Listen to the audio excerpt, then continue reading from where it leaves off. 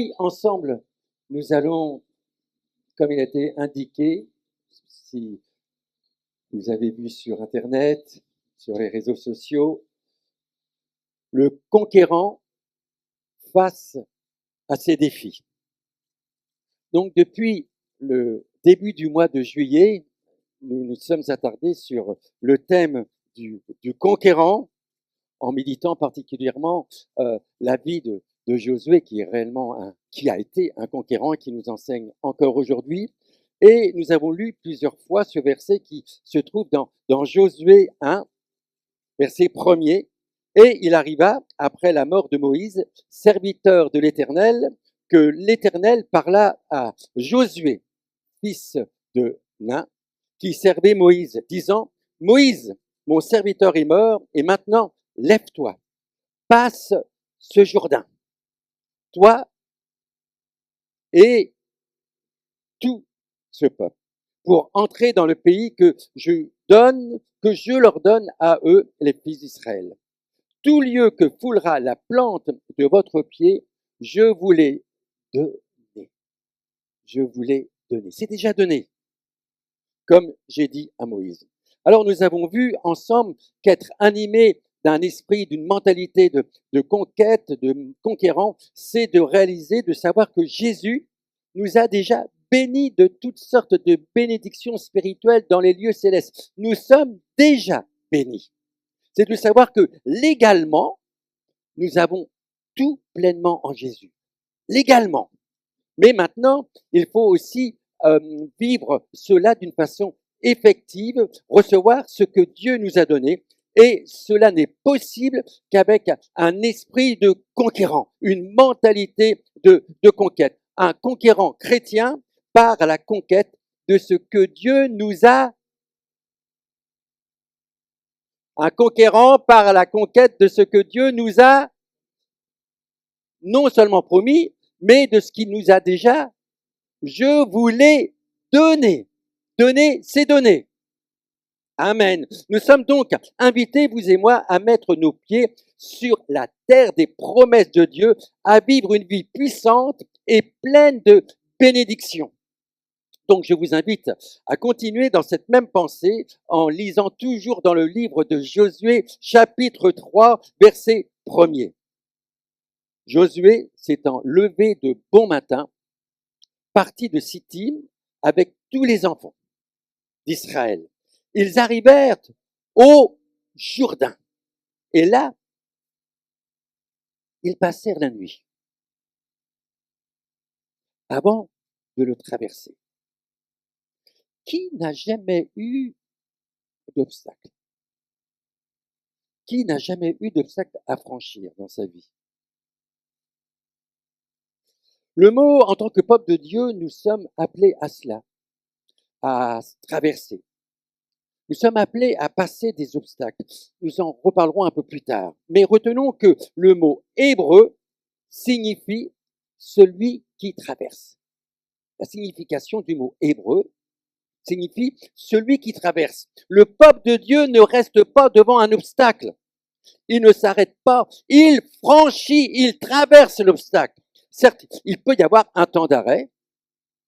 Il nous est dit qu'ils passèrent la nuit devant le Jourdain. Il peut y avoir un temps d'arrêt. Il peut y avoir un temps d'arrêt devant celui-ci, non pas pour prendre du recul, non pas pour renoncer, mais pour rechercher le conseil de Dieu. Les différents obstacles ne font pas de nous des victimes, mais des vainqueurs. Des plus que par la puissance de Dieu qui agit en nous. Nous avons lu à la fin du premier verset, Josué 3:1, ils passèrent la nuit avant de le traverser. Ce qui est formidable, c'est que le mot traverser à cet endroit-là est Héber, et qui a donné le mot hébreu. Ainsi, mes bien-aimés, retenons bien ceci. Le peuple de Dieu est un peuple qui traverse, qui franchit les obstacles. C'est un peuple qui est motivé par l'esprit de la conquête. Allez, tel est l'ordre que Jésus laisse à ses disciples. Allez de par le monde. Allez. La vie du chrétien est parsemée d'obstacles. Je n'ai pas besoin de vous l'apprendre. Et à, et à comprendre également qu'en tant que chrétien, marchant pleinement dans la volonté de Dieu, des adversaires peuvent se dresser devant nous. Rappelez-vous ceci, c'est ce que Paul pouvait dire dans sa première épître aux Corinthiens au chapitre 16 et au verset 9, alors qu'il se trouvait à Éphèse, pleinement dans la volonté de Dieu, une porte grande et d'un accès efficace m'est ouverte. Et que se passe-t-il? Les adversaires sont nombreux. Il est là, une porte qui s'ouvre devant lui, large, efficace. Mais les adversaires sont nombreux. À vrai dire, j'oserais dire que l'absence d'obstacles, l'absence d'adversité devrait quelquefois nous amener à cette question. Suis-je là où le Seigneur me veut? Non pas que on recherche les difficultés. Hein. Nous ne sommes pas des paranoïaques. Nous ne cherchons pas les difficultés. Mais lorsque Dieu nous ouvre une porte, il n'est pas étonnant de trouver des géants, de trouver des adversaires. Et ils peuvent être nombreux, comme le dit l'apôtre Paul. Une porte grande et d'un accès efficace, mais ouverte. Et les adversaires sont nombreux. Alors revenons à notre texte de base. Josué, s'étant levé de bon matin, partit de Sittim avec tous les enfants d'Israël. Ils arrivèrent au Jourdain. Et là, ils passèrent la nuit avant de le traverser. Premier point. Le Jourdain, un obstacle à traverser. Josué arriva avec tous ses enfants, avec tous les enfants d'Israël au bord du Jourdain. Et là, une précision nous est donnée dans Josué 3,15 qu'à ce moment de l'année, le Jourdain débordait. Le Jourdain regorge par-dessus toutes ses rives tout le temps de la moisson. Et c'est à ce moment-là que le peuple de Dieu, conduit par Dieu, arrive devant le Jourdain. La rivière était une barrière réelle qui débordait d'eau. C'est une barrière, véritable barrière à franchir. On peut se poser cette question. Mon Dieu, mais écoute, tu sais bien que le peuple de Dieu arrive à cette époque-là. Tu l'as voulu, mais il doit y avoir une erreur dans ton timing, Seigneur. Et Dieu, tu n'auras pas pu choisir un moment de canicule, de sécheresse. Tu choisis le moment où ça regorge d'eau. Dieu avait-il omis quelques détails? Nous savons bien sûr que Dieu le sait, il le savait. Mais alors, pourquoi un tel obstacle? Et pourquoi ne pas faciliter les choses au lieu de rendre insupportable? Il faut traverser le Jourdain, et là, Seigneur, tu fais de telle façon que c'est insurmontable. Si Dieu est derrière tout cela, alors pourquoi Dieu le permet-il? Tout d'abord, nous remarquons qu'il n'y a aucun murmure là, au milieu du peuple de Dieu. Bien au contraire, après que Josué, on peut le voir, eut envoyé 2 espions pour examiner tout le pays qui était devant eux, et aussi particulièrement Jéricho, ils reviennent avec une mentalité de conquérants. Lisons le compte-rendu qu'ils font de leur inspection. Ils dirent à Josué, certainement, l'Éternel a quoi? Faut dire, la Bible est ouverte. Oui, c'est bien par l'écran, hein, mais ils dirent à Josué, certainement l'Éternel a livré tout le pays entre nos mains. Josué 2,24. Et même tous les habitants du pays tremblent devant nous. Quelle mentalité de conquérant! Oui, l'Éternel a livré ce pays. Et même nos adversaires tremblent devant le peuple de Dieu. Ce qui ne fut pas le cas, vous vous en souvenez, 40 années auparavant, lors du retour des 12 espions envoyés par Moïse pour inspecter la terre promise par Dieu. Écoutons de nouveau le compte-rendu là des 10 espions. Vous connaissez ce récit, mais qui n'était pas rempli d'un esprit de conquérant. Ils s'étaient déjà battus d'avance, avant même de combattre. Nombre 13, 27.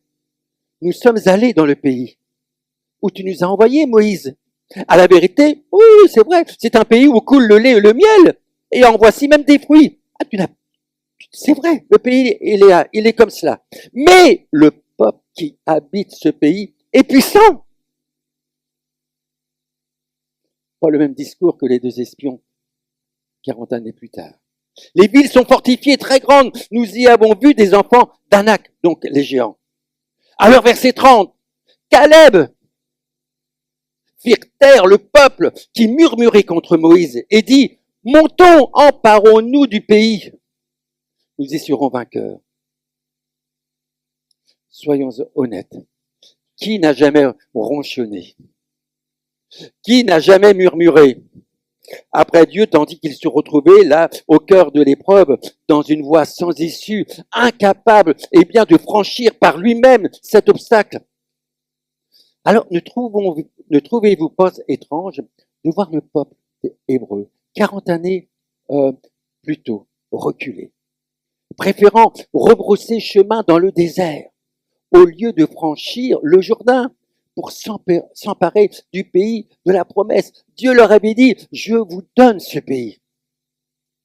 Alors, n'oublions pas qu'il venait tout juste à cette époque, 40 années auparavant, de traverser miraculeusement la mer Rouge, échappant à l'armée du Pharaon.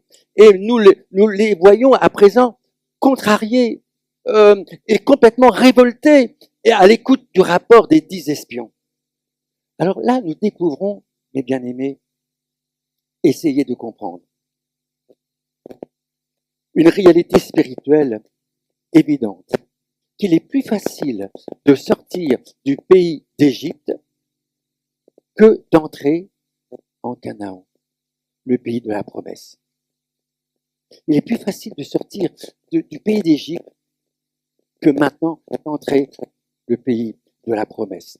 Plus facile d'être libéré des liens de l'esclavage que de devoir faire la conquête d'un territoire promis par Dieu et porteur de grandes bénédictions. Mes bien-aimés, le salut en Jésus-Christ ne s'arrête pas qu'au pardon de nos péchés. Et malheureusement, on s'aperçoit que beaucoup trop de chrétiens reçoivent Jésus comme leur salut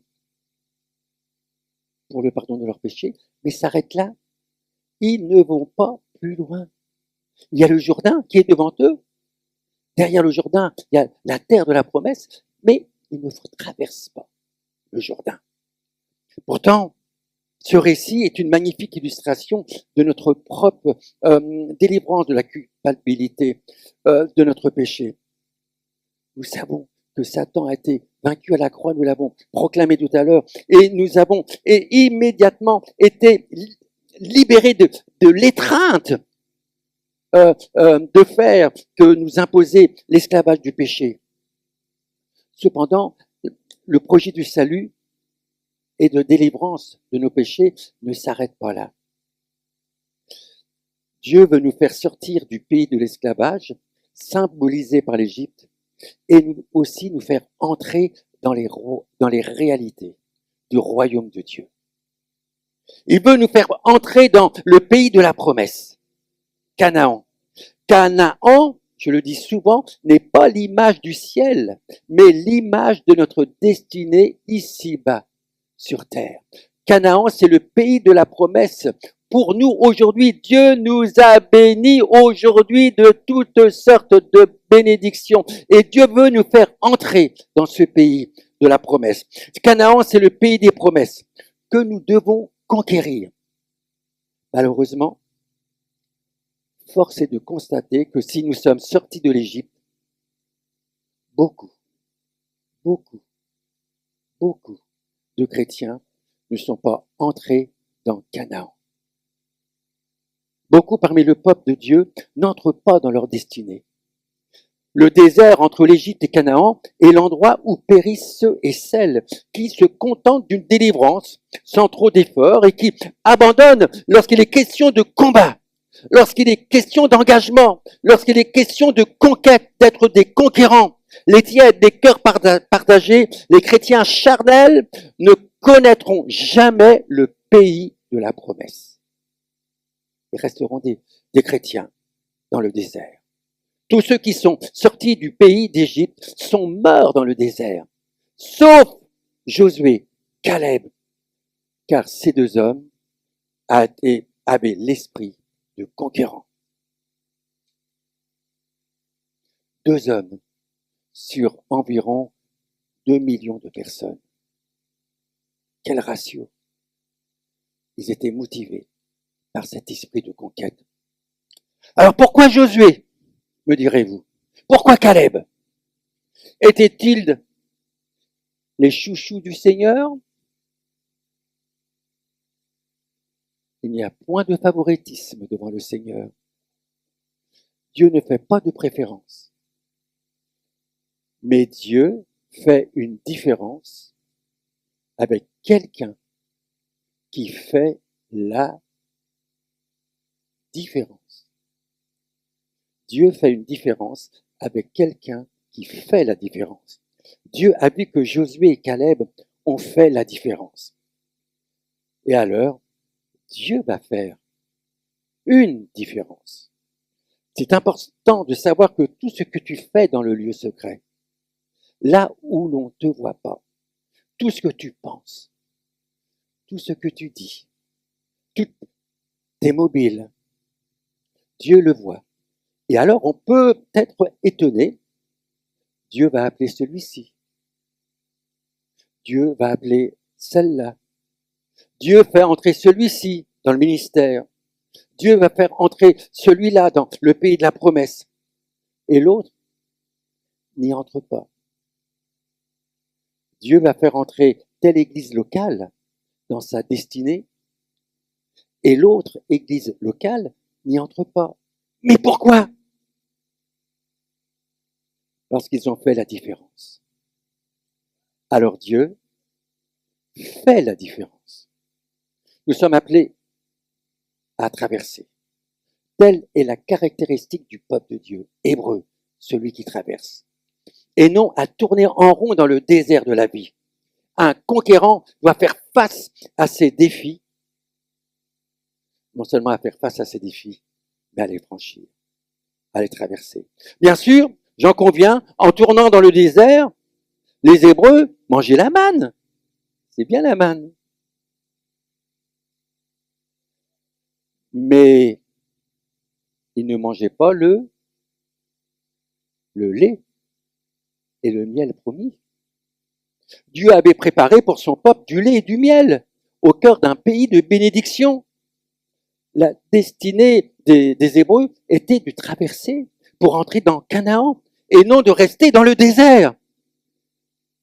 Mais bien aimés, quelle tragédie de mourir dans le désert en n'ayant pas goûté le lait et le miel.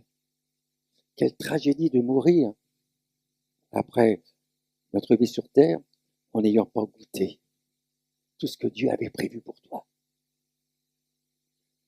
Quelle différence entre la manne et le fait de manger le lait et le miel. Moi, je préfère le lait et le miel que la manne. La manne, c'est vrai, tombait chaque matin. Il fallait juste se baisser pour la ramasser. Tout était préparé, c'est prémâché. Le lait et le miel sont obtenus par un long processus de digestion et d'assimilation. La vache produit du lait après un temps de rumination. Il est intéressant de noter que le mot méditer dans la parole de Dieu signifie ruminer. C'est ce que d'ailleurs Pierre va dire dans son épître, désirez comme des enfants nouveau-nés le lait spirituel et pur. Pourquoi? Afin que vous croissiez pour le salut. Ne restez pas des bébés spirituels. Il faut croître. Il faut croître. Le miel est le produit de nombreux voyages des abeilles qui prennent le nectar, vous le savez, dans les fleurs pour le ramener dans la ruche. L'abeille ne pose pas ses pattes sur la saleté, sur les choses sales, sur les souillures. L'abeille ne pose ses pattes que sur les fleurs propres. Elle butine ce qui est propre. Ce qui est propre. Dans quel livre d'ailleurs allez-vous butiner votre nourriture pour votre cœur? Est-ce que vous êtes comme des mouches qui butinent un petit peu dans la saleté? Est-ce que vous êtes comme les abeilles qui butinent sur quelque chose de propre pour nourrir votre cœur? Votre vie spirituelle consiste-t-elle juste à vous abaisser pour prendre ce qui tombe dans le désert de votre vie? Vivez-vous dans l'abondance qui découle d'une longue et profonde méditation de la parole de Dieu? Prendre le temps le matin, tiens, un verset que Dieu m'a donné, je vais le méditer. Je vais le méditer. Je vais prendre le temps de comprendre ce que Dieu veut me dire. La vie chrétienne se cultive. Elle ne se contente pas d'une nourriture prémâchée comme on peut trouver maintenant sur Internet. Elle s'est prémâchée. Tac, tac, la pensée du jour, ce qui est bien d'ailleurs. Je le fais. Je le fais. Mais il faut aller plus loin. Il faut méditer. Caleb et Josué ont fait la différence. Parce qu'ils cultivaient la présence de Dieu. Regardez ce que l'on dit de Caleb dans le livre des Nombres 14-24. Parce que mon serviteur Caleb a été animé d'un autre esprit. Je ne le ferai pas rester dans le désert. Puisqu'il était animé d'un autre esprit, alors je vais le faire entrer dans le pays où il est allé. Et ses descendants le posséderont de génération en génération. Pourquoi est-il entré dans le pays de la promesse? C'est parce qu'il avait fait la différence. Alors Dieu va faire la différence. Parce qu'il était animé d'un autre esprit. Qu'il a pleinement suivi ma voie. Pleinement suivi ma voie. Alors lui, je vais le faire entrer dans le pays de la promesse. Il a laissé l'Esprit de Dieu l'envahir, le remplir, le transformer. Laisses-tu le Seigneur te transformer, te modeler? Vides-tu ton cœur afin que le Saint-Esprit puisse entrer dans ton cœur? Suis-tu pleinement la voix de Dieu? Il y a nos voix et celle de Dieu. Il y a ce que nous pensons et ce que Dieu pense. Caleb a suivi pleinement la voix de Dieu.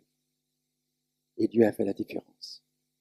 Et de Josué, on dit de lui qu'il restait dans l'attente de la rencontre. On dit dans Exode 33, 11, seconde partie du verset, Josué, fils de Nun, ne sortait pas de l'attente de la rencontre. Josué, alors qu'il était encore au service de Moïse, apprenait à être dans la présence de Dieu. Il ne sortait pas de l'attente. La présence de Dieu dans sa vie a fait toute la différence. C'est parce que tu as passé du temps dans la présence de Dieu que ton visage devient tout joyeux, resplendissant. 1 heure dans ta présence vaut mieux que 1000 ailleurs. Lorsque nous tournons nos regards vers le Seigneur, nous sommes rayonnants de joie. La vie chrétienne, le deuxième point, n'est pas un long fleuve tranquille. Ainsi, après 40 ans d'errance dans le désert, enfin la nouvelle génération, sous la conduite de Josué, se présente, on va dire, de nouveau devant le Jourdain. Dieu va l'encourager. Nous pouvons le lire dans Josué 1, verset 3. Tout lieu que foulera la plante, nous l'avons lu tout à l'heure, de votre pied, je vous l'ai donné. C'est fait. C'est fait. Verset 5. Je ne te délaisserai point. Je ne t'abandonnerai point. Prends courage. Verset 6. Fortifie-toi et sois ferme. Merveilleux conseil, merveilleuse promesse. Réalisons bien que c'est Dieu lui-même qui met le peuple en marche en invitant Josué à franchir le Jourdain. Mais ce que Josué trouve, ce sont des eaux en crue qui débordent, qu'il fallait passer miraculeusement. Alors Josué donna ses ordres et dit, Josué 3, verset 3, lorsque vous verrez l'arche, image de Jésus-Christ, voir l'arche est en relation avec la nécessité de voir Jésus dans notre vie. Lorsque vous verrez l'arche, d'avoir une révélation de sa personne. Lorsque vous verrez l'arche de l'alliance de l'Éternel, votre Dieu, portée par les sacrificateurs, les Lévites, vous partirez du lieu où vous êtes et vous vous mettrez en marche après elle. Tel était le mot d'ordre. L'arche devait précéder le peuple. La présence de Jésus doit précéder aussi notre marche. Nous sommes invités, vous comme moi, à nous mettre en marche et à suivre Jésus. Ainsi, lorsque le Seigneur Jésus marche devant nous et nous après lui, il saura bien nous frayer un chemin à travers les obstacles qui se dressent devant nous. Il est le Seigneur qui ouvre les brèches. Verset 4. Mais il y aura entre vous et l'arche, la présence de Dieu, une distance d'environ 2000 coudées, 1 kilomètre. N'en approchez pas. Elle vous montrera le chemin. Ce chemin que vous devez suivre. Verset 4. C'est à mesure que nous suivons Jésus dans l'obéissance que nous découvrons le chemin à suivre. Mais il faut d'abord le suivre. Après, Jésus, progressivement, va nous indiquer le chemin que nous devons prendre. Car vous n'avez pas encore passé par ce chemin, c'est un chemin nouveau. Alors, suivez-moi, n'ayez pas peur. Verset 5. Josué dit au peuple, sanctifiez-vous, car demain, l'Éternel fera des prodiges au milieu de vous. Afin que les prodiges de Dieu se réalisent, il faut se sanctifier. Il n'est pas possible de rentrer dans le pays de la promesse et de voir Dieu à l'œuvre sans la sanctification. Sans la sanctification, nul ne verra le Seigneur. Il n'est pas possible de vivre dans le pays de la promesse sans sanctification. Suivre Jésus est un privilège, mais comporte des devoirs. Renoncer à soi-même. Il n'est pas possible de suivre Jésus et n'en faire qu'à sa tête.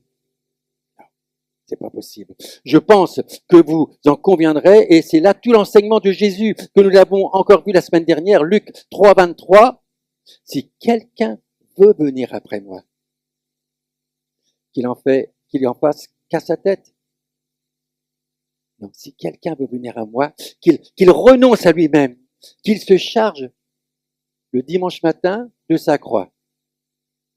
Non, c'est chaque jour.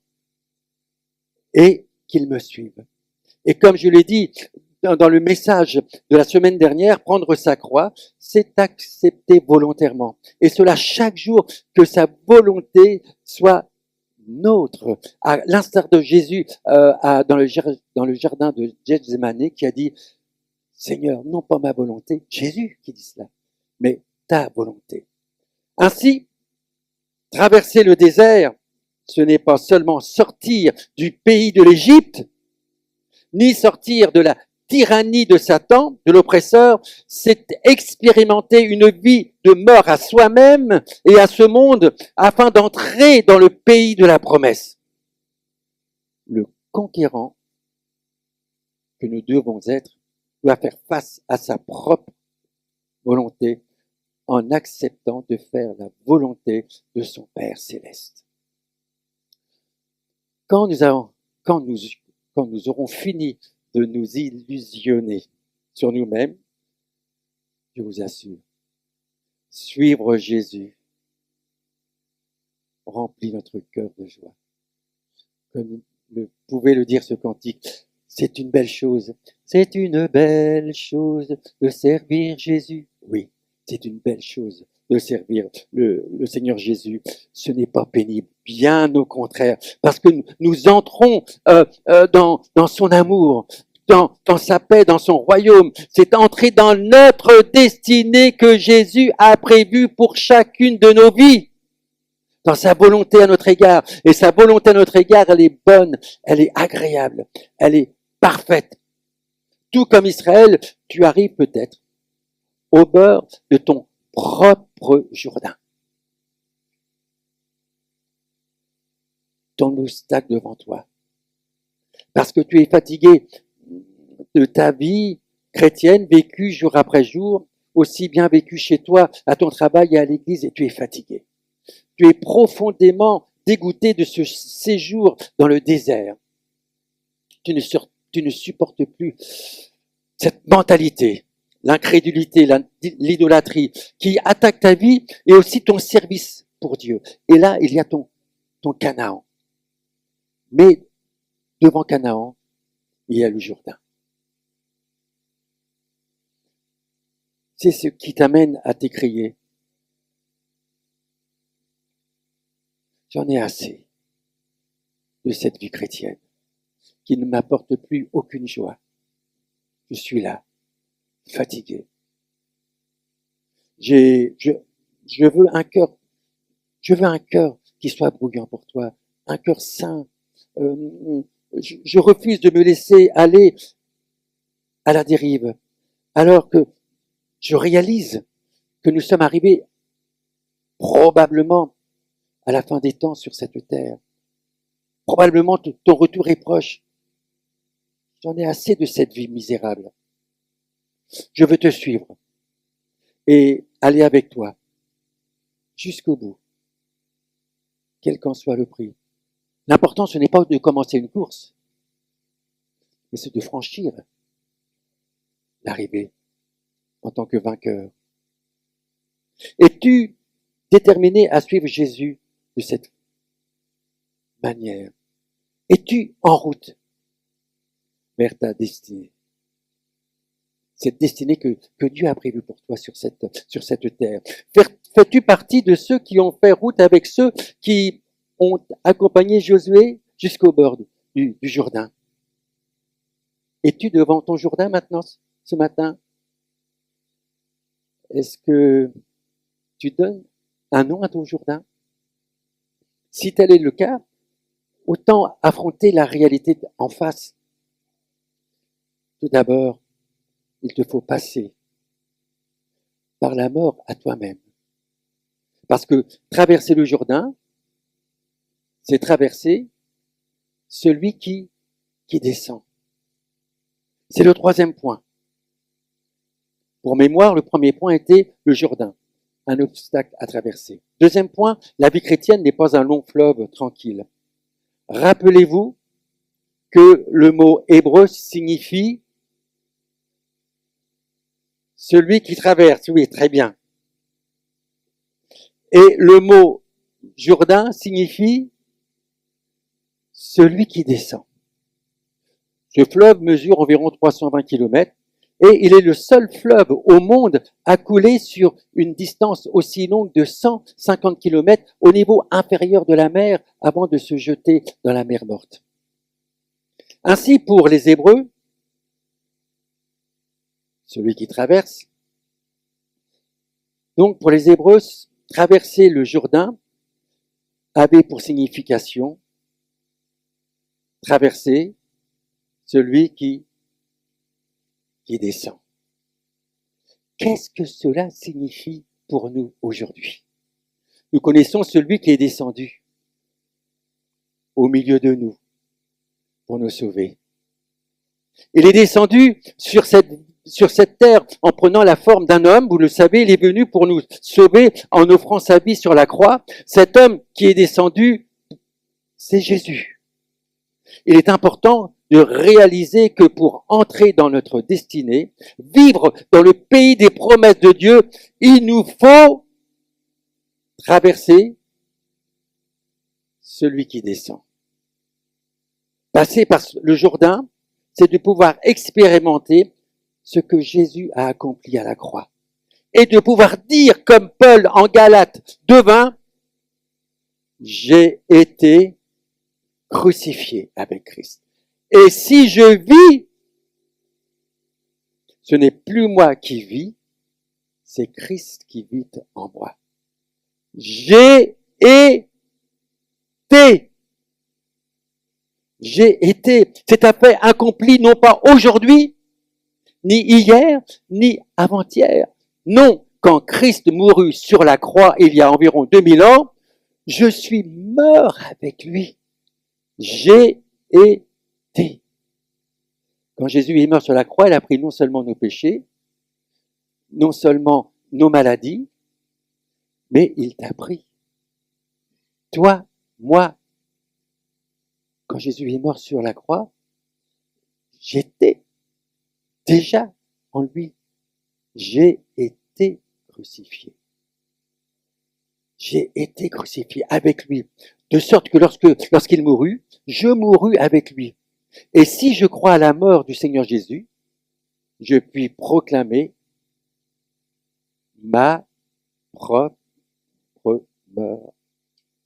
Avec autant de certitude que je crois à la mort de Jésus, j'ai la même certitude que j'ai été crucifié avec lui il y a 2000 ans. J'ai été crucifié avec Christ. J'ai été. C'est le passé. J'ai été. Pour passer maintenant au présent. J'ai été, c'est le passé, et je passe au présent. Et si je vis, c'est sûrement une des plus belles définitions de tout authentique croyant. Résumé en ces mots, le chrétien, c'est Christ qui vit en moi. Bravo! Vous avez encore de l'énergie après presque 3/4 d'heure de prédication. Vous êtes merveilleux. J'arrive bientôt à la fin. Vous savez que ça allait être long, hein, je ne vous cache pas. Hein. J'ai fait tout pour le réduire. C'est pourquoi passer le Jourdain, c'est passer la mort à soi-même.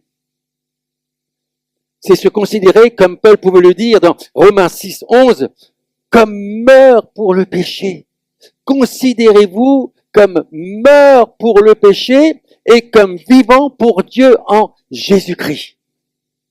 Traverser le Jourdain, c'est donc concevoir la perte de certaines choses. C'est sortir de sa tente.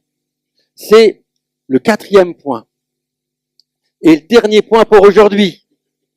Je vous vois rayonnant de joie. Il faut sortir de sa tente. Il y a la tente de la rencontre, là où l'on rencontre Dieu.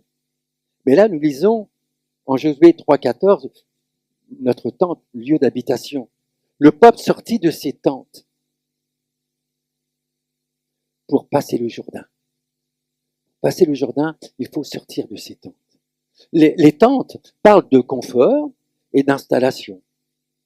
Mais une tente ne suggère des demeures provisoires. Nous sommes que des passagers sur terre, mes bien-aimés. Vous le savez. Vous le savez, j'espère.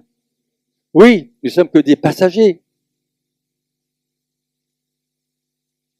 Pour passer le Jourdain, donc, le fleuve qui se présente devant nous comme un défi, un obstacle nous empêchant d'entrer dans le pays de la promesse, il n'y a pas d'autre choix. Si nous voulons poser nos pieds sur le Jourdain, il nous faut sortir de nos tentes. Il nous faut sortir de nos habitudes, sortir de nos raisonnements, de notre façon de nous comporter face aux traditions, sortir de notre ego, de ce qui flatte notre chair, de tout ce qui peut produire un peu de confort pour chacune de nos vies, nos aises. Dieu n'est pas contre notre confort, bien sûr. Mais à un moment donné, il faut sortir de nos tentes. Sortir de nos tentes, c'est laisser derrière soi des comportements, des attitudes qui ne correspondent pas à la volonté du Seigneur. C'est renoncer à notre mentalité, ses ambitions personnelles et ses désirs charnels afin de se laisser dirigés par Dieu. Regardez l'arche de l'alliance qui est devant nous. Regardez, suivez-le. Sortir de sa tente pour suivre Jésus, c'est la condition pour devenir un disciple. Jésus le dira dans Luc 14, 27, « Quiconque ne porte pas sa croix et ne me suit pas ne peut être mon disciple. » Ce n'est pas possible. Et nous sommes appelés à être des disciples. Alors, qui désire aujourd'hui traverser le Jourdain?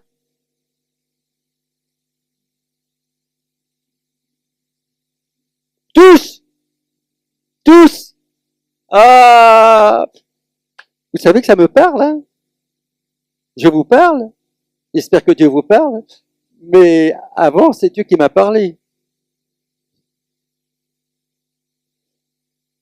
Qui préfère rebrousser chemin? Il n'y a aucune obligation à cela. Si. Tu es libre de ton choix. Jésus n'est pas un gourou. Et je ne veux surtout pas être un gourou. Mais tu es libre de ton choix, mais pas libre des conséquences de ton choix. Vous voyez la différence? Tu es libre de choisir, mais tu ne seras pas libre de choisir les conséquences de tes choix. En effet, tu auras à subir les conséquences de ton choix. Si un chrétien recule devant une traversée qu'il juge trop périlleuse et coûteuse, alors il retournera, comme les Juifs, dans le désert. Et malheureusement, il mourra. Cela ne remet pas nécessairement ton salut en Jésus-Christ. Ça ne remet pas le salut en Jésus-Christ. Attention, ne me faites pas dire ce que je n'ai pas dit. Mais cela va remettre en cause la destinée glorieuse que Dieu a prévue pour toi. Dieu a une destinée pour chacun d'entre nous. Jésus a une destinée pour l'Église. Et je veux faire que l'Église fasse la différence pour que Dieu fasse la différence. Car la terre promise, la vie abondante en Jésus se trouve dans le pays, au-delà du Jourdain. Les promesses de Dieu ne se trouvent pas dans le désert. Se trouvent dans Canaan. Mais pour arriver à Canaan, il faut descendre pour traverser celui qui descend. Il faut passer par le renoncement à soi-même, rencontrer Jésus, réaliser que nous sommes morts au péché afin de vivre pour lui. Ne vous y trompez pas, traverser le Jourdain, c'est avoir une mentalité d'un conquérant. C'est une déclaration de guerre contre le péché, contre nous-mêmes, contre moi-même, afin d'entrer dans notre destinée. La destinée que Dieu a prévue pour toi, elle est glorieuse. Elle est glorieuse. Dieu a préparé des plans pour toi. Dieu a préparé des plans pour chacun d'entre nous. Dieu a préparé des plans pour l'église locale d'ici, comme pour chaque église locale. Courage. Dieu t'accompagne. Tu n'es pas seul. Il te fait une promesse d'être avec toi si tu décides de traverser ton Jourdain. Alors écoute la promesse faite à son peuple, qui pour mémoire signifie, hébreu, celui qui traverse. Maintenant, prenez 12 hommes issus des tribus d'Israël, un de chaque tribu. C'est l'ordre de Dieu. Dès que les prêtres qui portent l'arche de l'Alliance, le Seigneur de toute la terre, poseront la plante des pieds dans l'eau du Jourdain, écoutez bien, l'eau du Jourdain qui descend s'arrêtera, comme s'il y avait une digue. Voilà la promesse. Quelle promesse! Quelle promesse! Dès que les sacrificateurs poseront les pieds dans l'eau, Dieu affirme que l'eau du Jourdain s'arrêtera. Il fallait mettre les pieds, bien sûr, dans l'eau. Alors, obéissons aussi. Obéissons aussi. Mettons nos pieds là, dans le Jourdain. Et là, Dieu va agir. Comme il va le faire pour le peuple d'Israël. Prends courage. Avance. Et pose tes pieds dans le Jourdain. En posant les pieds dans le Jourdain, tu te mouilles. Tu t'engages à combattre les péchés, les plus tenaces, qui t'empêchent de jouir de toute la plénitude de Dieu. Tu déclares ouvertement la guerre à cette forteresse de l'adversaire qui se dresse devant toi. Regardons de nouveau au peuple de Dieu, qui, selon les promesses de Dieu et sous les ordres de Josué, entre dans le Jourdain. Le peuple quitte le camp, quitte leur tente, pour traverser le Jourdain.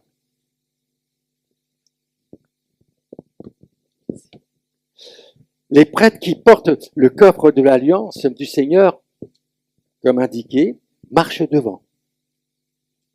Verset 15. C'est l'époque de la récolte de l'orge. À ce moment de l'année, le Jourdain déborde, comme nous l'avons lu. Mais dès que les porteurs du coffre, les sacrificateurs, arrivent au Jourdain et mettent les pieds dans l'eau qui vient du haut du fleuve s'arrête. Comme s'il y avait un barrage. Ça se passe en haut. Et le peuple est en bas. Dieu tient sa parole, sa promesse. Dieu n'est pas un homme pour mentir. Ce que sa bouche dit, sa main l'accomplit, les bien-aimés. Quand on est obéissant, eh bien, Dieu est là, Dieu est à l'œuvre. Elle est arrêtée sur une grande distance, à partir de la ville d'Adam, qui est proche de Sartan. Remarquons que les eaux s'arrêtent, comme je l'ai signalé, d'en haut. Elles ne s'arrêtent pas encore en bas. Cela se passe en haut, à 25 kilomètres environ de distance. Donc là, il n'y a pas de radio disant « ça y est, l'eau s'est arrêtée ». Non, non, ils sont là. Là où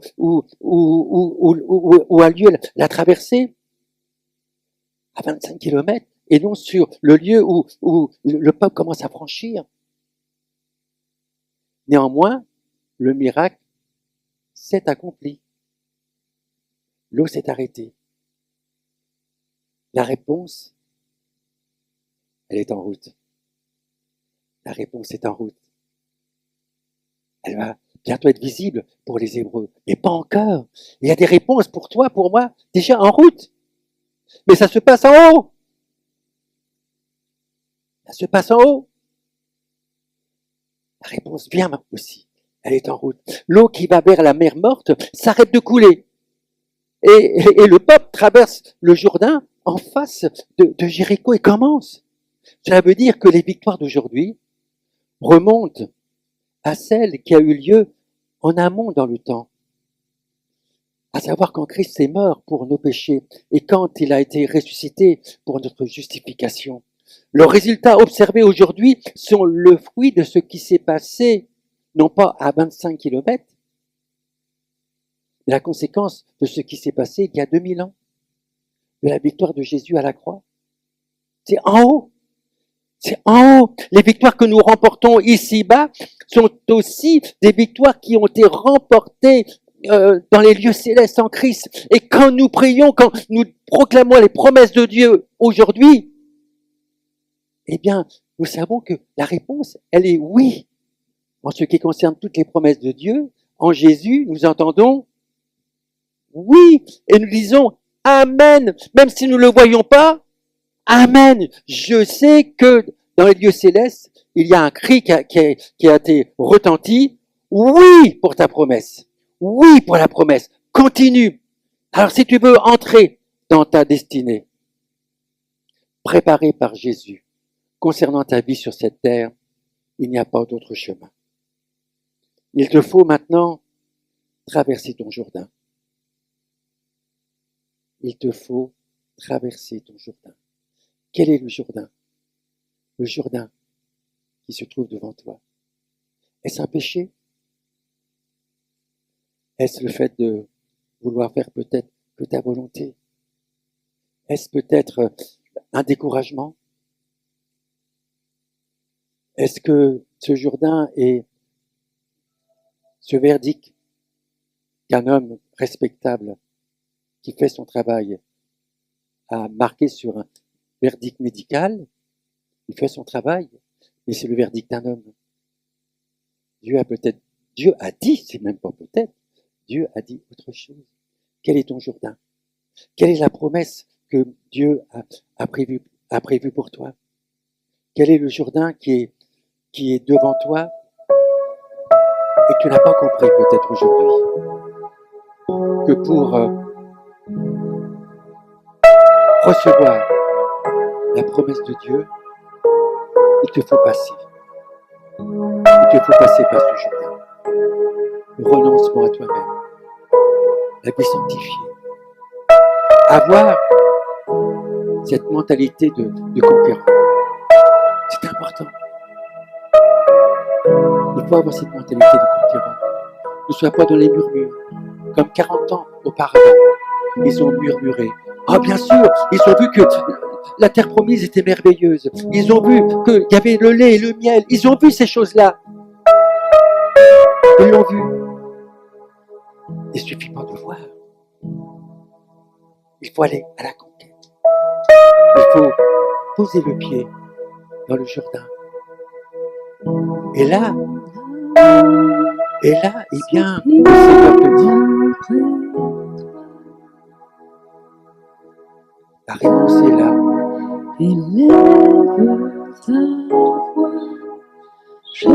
Est-ce que tu veux t'obéir?